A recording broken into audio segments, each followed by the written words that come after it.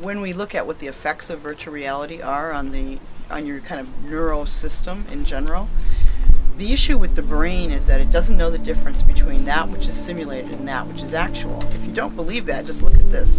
An astronaut practices being an astronaut in a virtual setting before they become an astronaut. At NASA, they have a simulator, a vertical simulator they put people in, and they practice landing on the moon. They practice landing the space shuttle.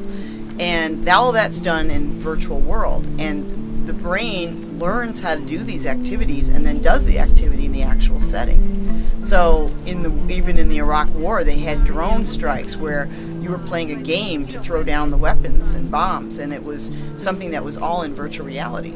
So what does that mean? It means that the brain, when you have an experience, it doesn't matter if it's in simulation or if it's actually in reality. So the question then is, how do we know the difference? Well, we know the difference through the idea of anything else. We need to have strong parenting. We need teacher involvement. We need community involvement to actually educate kids that there is a difference. So if we don't do that, we're going to have kids that check out completely and just live in virtual worlds. Because that virtual world can be addicting.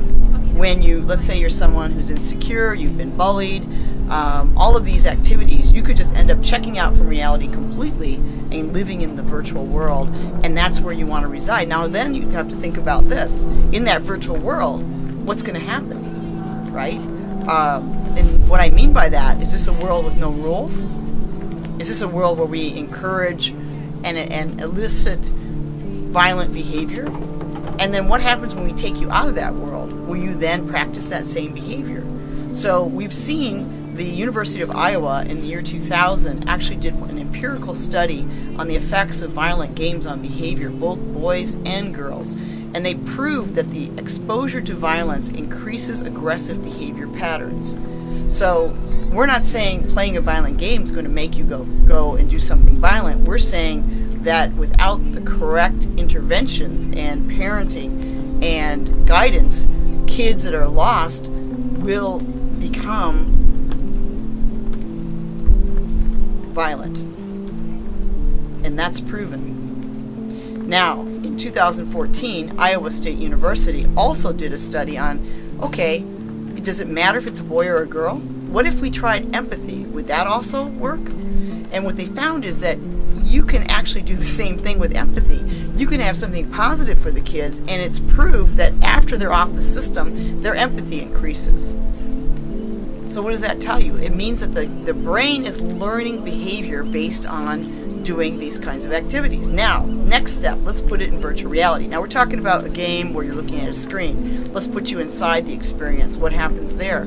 Well, my thesis that I wrote in 2000 was the aspect of advanced learning systems. You will learn in the way you learn. It'll be optimized learning environment. In an optimized learning environment, what do you want the child to learn?